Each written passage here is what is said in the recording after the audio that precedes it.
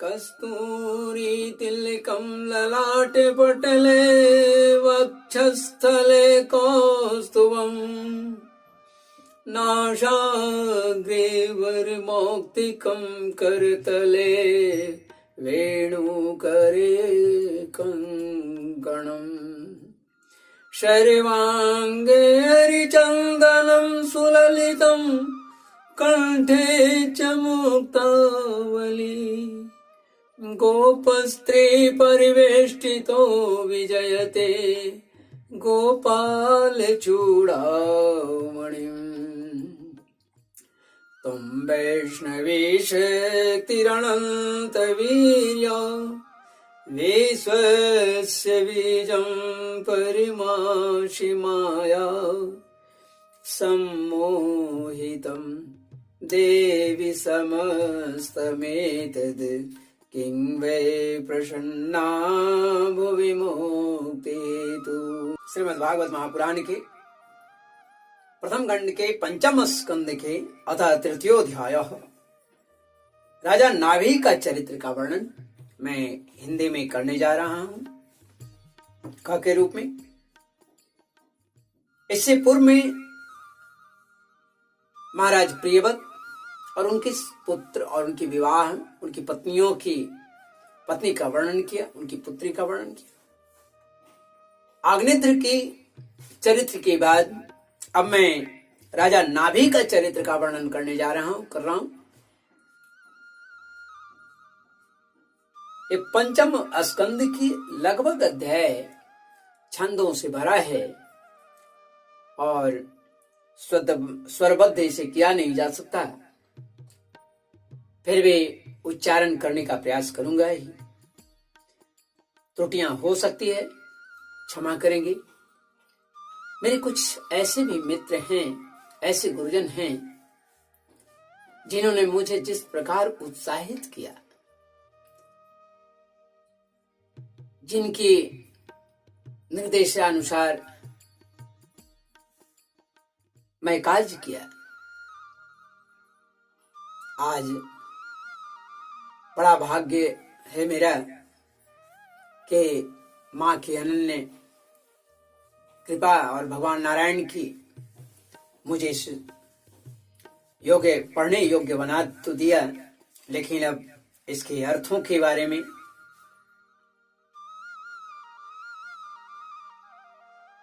जानना जरूरी है और आसान नहीं है। संधि, समास और भी कई तरह की चीजें इसमें व्याप्त हैं जो बड़े से बड़े विद्वान ही इसे समझ सकते हैं। उसमें मेरे एक परम मित्र हैं, भीड़ा, पवित्र गांव भीड़ा के सुधीर पाठक जी, जिन्होंने मुझे हर समय उत्साहित करते रहे कैसे पढ़ना है। बहुत बड़ी उनके आशीर्वाद है। मैं उन्हें हर तरह से कोटि कोटि प्रणाम करता हूं। और भी बहुत सारे ऐसे हैं मित्र, लेकिन जो उन्होंने किया। और एक मित्र जो तिलक एंटरप्राइजेज का के रहे हैं, जिन्होंने मुझे उत्साहित किया, मैं उन्हें भी बारंबार प्रणाम करता हूं। अब मैं राजा नाभि का चरित्र का वर्णन आरंभ करता हूं। सुधीर जी कहते हैं कि राजन, आग्नेत्र के पुत्र नाभि की कोई संतान थी, इसलिए उन्होंने अपनी भार्या मेरु देवी, राजा नाभि के पति का नाम मेरु देवी था, कि सहित पुत्र की कामना से एकाग्र पूर्वक भगवान यज्ञ पुरुष का आयोजन किया। यद्यपि वह सुंदर अंगों वाले श्री भगवान द्रव्य, देश, काल, मंत्र, ऋत्विज, दक्षिणा और विधि इन यज्ञों के साधनों में सहज नहीं मिलते, फिर भी वे भक्तों पर कृपा करते ही हैं। इसलिए जब महाराज नाभि ने श्रद्धा पूर्वक विशुद्ध भाव से उनकी आराधना करना आरंभ किया, आराधना शुरू की, तब उनका चित्त अपने भक्त का अभीष्ट कार्य करने के लिए उत्सुक हो गया। यद्यपि उनका स्वरूप सर्वथा स्वतंत्र है, फिर भी तथापि उन्होंने प्रवर्ग कर्म का अनुष्ठान होते समय उसे मन और नैनों को आनंद देने वाले अवयवों से युक्त अति सुंदर हृदयाकर्षण मूर्ति में प्रकट किया। उनके श्रीअंग में रेशमी वस्त्र, रेशमी पीतांबर था। वक्ष स्थल पर सुमनोहर श्री वत्स का चिन्ह था। उसे सुशोभित था उनका वक्ष, उनका हृदय। भुजाओं में शंख, चक्र, गदा, पद्म, गले में बनमाला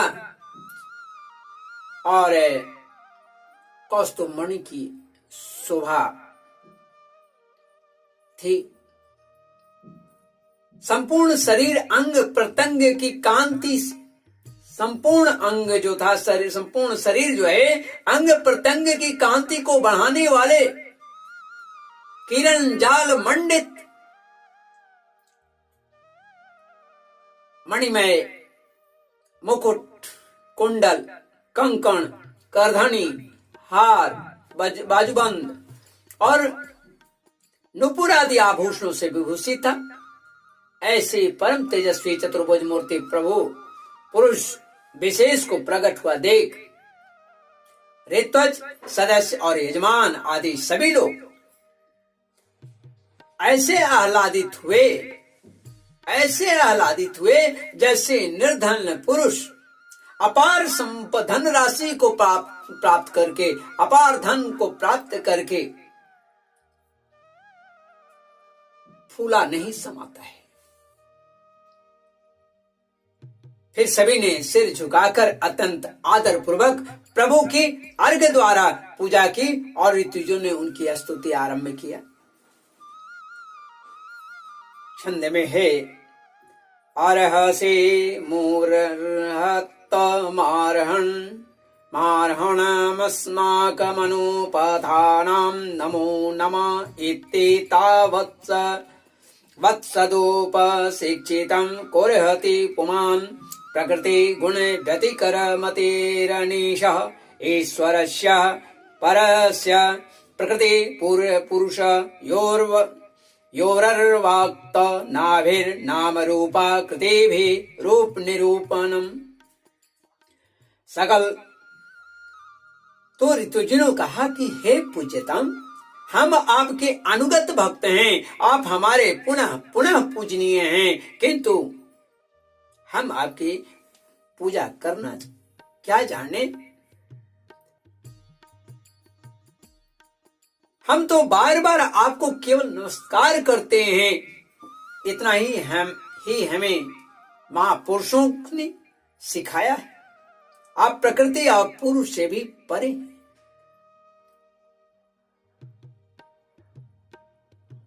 फिर प्राकृत गुणों के कार्यभूत इस प्रपंच में बुद्धि फंस जाने से आपके गुणगान में सर्वदा असमर्थ हो जाता हूं। सदा असमर्थ कौन पुरुष होगा? कौन पुरुष है जो प्राकृत नाम रूप एवं आकृति के द्वारा आपके स्वरूप का निरूपण कर सकता है? आपका स्वरूप का निरूपण कर सके ऐसा कोई क्षमतावान नहीं है। मैं भी ऐसा कहती हूं। आप साक्षात परमेश्वर हैं। आपके परम मंगलमय गुण संपूर्ण जनता के दुखों का दमन करने वाला। यदि कोई उन्हें वर्णन करने का साहस भी करेगा तो किस बल पर? प्रभु के गुणों का वर्णन करना आसान नहीं है।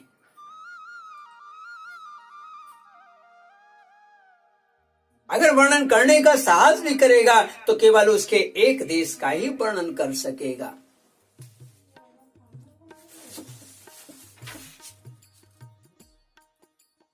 किंतु प्रभु, यदि आपके भक्त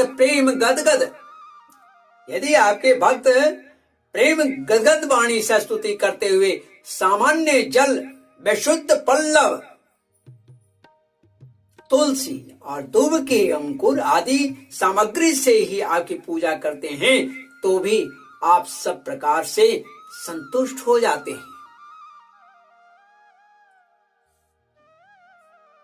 अथा नयापि न भवतः इज्जयोरुभार भरया समुचित मर्थमिहोप लभामहे। हमें तो अनुराग के सिवाय इस द्रव्य कालादि अनेकों अंगों वाले यज्ञ से भी आपका कोई प्रयोजन नहीं दिखाई देता है,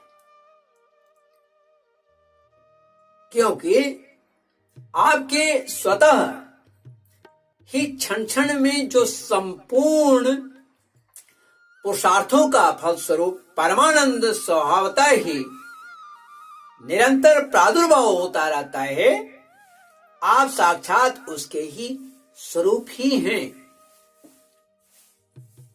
इस प्रकार यद्यपि आपको इन यज्ञादि से कोई प्रयोजन नहीं है, फिर भी तथापि अनेक प्रकार की कामनाओं की सिद्धि चाहने वाले, अनेक प्रकार की इच्छा रखने वाले हम लोगों के लिए तो मनोरथ सिद्धि का पर्याप्त साधन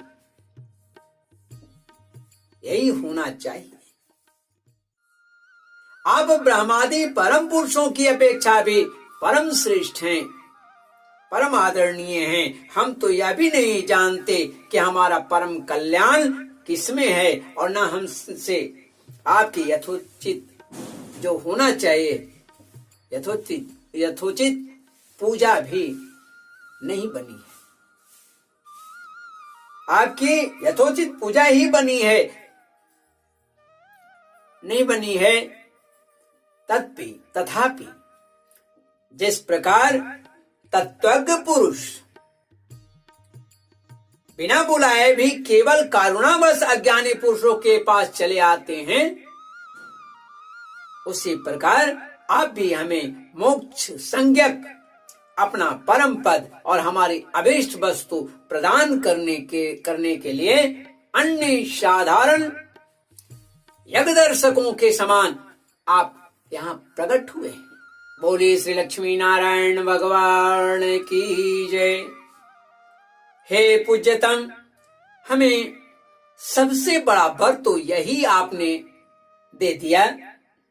आपने यही दे दिया कि ब्रह्मादि समस्त वरदायकों में श्रेष्ठ होकर भी आप राजर्षि जो नाभि हैं, नाभि की इस यज्ञशाला में साक्षात हमारे सामने आप प्रकट हुए हैं। अब हम और वर क्या मांगे?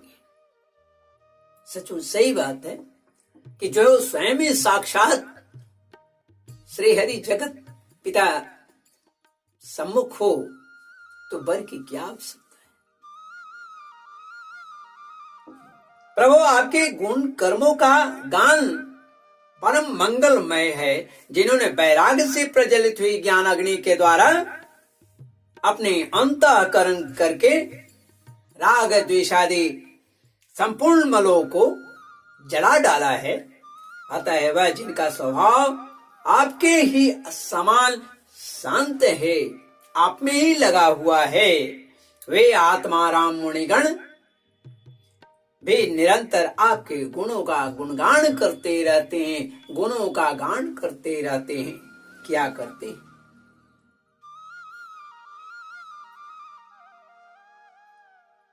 अतः हम आपसे यही वर मांगते हैं। अगर कहते हैं तो मैं आपसे यही वर मांगते हैं कि गिरने, ठोकर खाने, छींकने अथवा जम्हाई लेने पर, संकट आदि के समय, ज्वर के समय और मरणादि की अवस्था में आपका स्मरण न हो सकने पर भी किसी प्रकार आपके सकल कलिमल विनाशक अर्थात भक्तवत्सल दीन बंधु आदि गुण द्योतक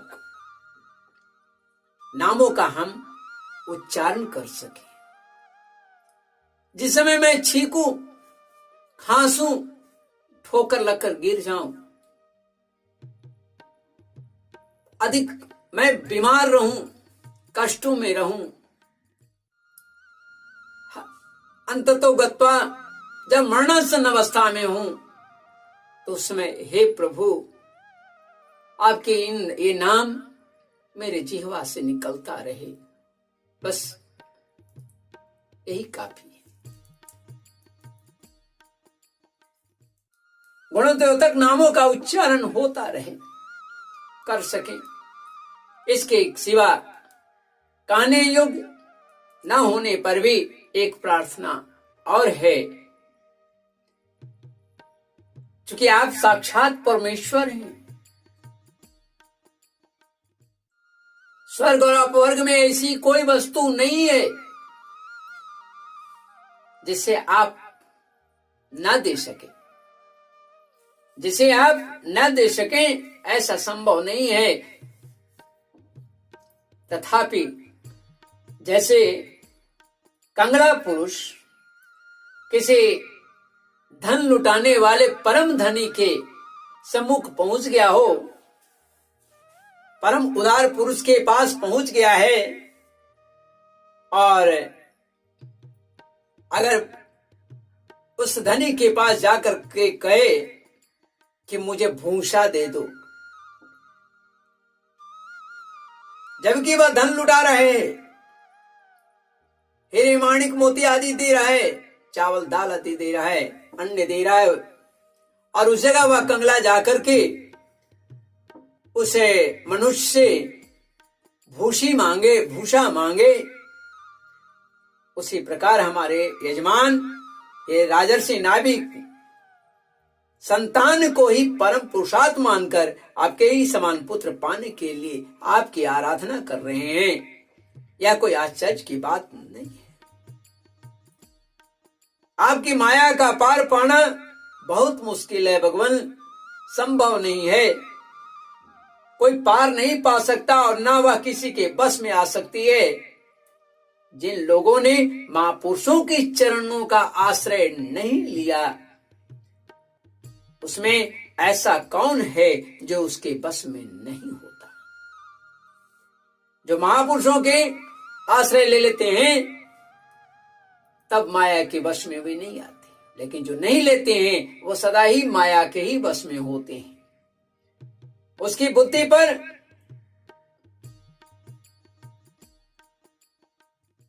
उसे विद्वान पुरुषों के, महापुरुषों के संरक्षण में अगर नहीं आए तो उनके ऊपर पर्दा पड़ा रहता है। लेकिन वही जब महापुरुषों के वश में आ जाते हैं तो उनकी बुद्धि पर उसका पर्दा, उस माया की पर्दा नहीं पड़ता। अर्थात महापुरुषों के चरणों का आश्रय नहीं लिया, उसमें ऐसा कौन है जो उसके बस में नहीं होता। उसके बुद्धि पर उसका पर्दा नहीं पड़ जाता और विषय रूप विष का वेग उसके स्वभाव को दूषित नहीं कर देता है। हे देव, आप भक्तों के बड़े बड़े काम कर देते हैं। हम मंदमतियों ने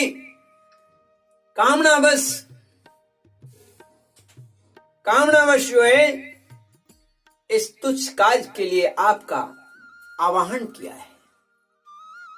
अतः हम अज्ञानियों की इस धृष्टता को भी क्षमा करें। सुखदेव जी कहते हैं कि राजन, वर्षाधिपति नाभि के पूज्य ऋत्वजों के प्रभु कि चरणों की वंदना करके जब पूर्वोक्त स्तुति से स्तुति की, तब देव श्रेष्ठ श्री हरि ने करुणावश इस प्रकार कहा। अहो वताह मृषयो भवद विरवितथ गिर्भे वरमसूलभमभियाचितो यदमुष्यात्मजो मया सदृशो भूयादिति ममाहमेवा विरूपः कैवल्या तथापि ब्रह्मवादो न मृषा भवतु मर्हति ममैव हि मुखम यद द्विजदेवकूलम। भगवान ने कहा, ऋषियों, बड़े असमंजस की बात है। आप सब सत्यवादी महात्मा हैं। आपने मुझसे यह बड़ा दुर्लभ वर मांगा है कि राजर्षि नाभि के मेरे समान पुत्र हो। बड़ा ही दुर्लभ है। मुनियों, मेरे समान तो मैं ही हूं। मेरे अलावे इस पूरे ब्रह्मांड, पूरी सृष्टि में और कौन है? क्योंकि मैं अद्वितीय हूं। तो भी ब्राह्मणों का वचन मिथ्या नहीं होना चाहिए। द्विजकुल मेरा ही तो मुख है। इसलिए मैं स्वयं ही अपना अंश कला से अग्निद्र नंदन नाभिक के यहां अवतार लूंगा, क्योंकि अपने समान मुझे कोई और दिखाई नहीं देता है। सुखदेव जी कहते हैं कि महारानी मेरु देवी के सुनते हुए उसके पति से इस प्रकार कहकर भगवान अंतर्ध्यान हो गए। विष्णुदत्त परीक्षित उस यज्ञ में महर्षियों द्वारा इस प्रकार प्रश्न किए जाने पर श्री भगवान महाराज नाभि का प्रिय करने के लिए उनके रणिवास में महारानी मेरु देवी के गर्भ से दिगंबर सन्यासी और ऊर्ध्वरेता मुनियों का धर्म प्रकट करने के लिए शुद्ध सत्व में विग्रह से प्रकट हुए। इस प्रकार श्रीमद् भागवत महापुराण के पारमहंसायाम संहितायाम पंचम स्कंद नाभि चरित्र ऋषिवावतारो नाम तृतीयो अध्याय अर्थात पंचम स्कंद के तीसरा अध्याय में राजा नाभि के चरित्र का वर्णन मैं किया हूं। पुनः इसका संस्कृत भी आरंभ करता हूं।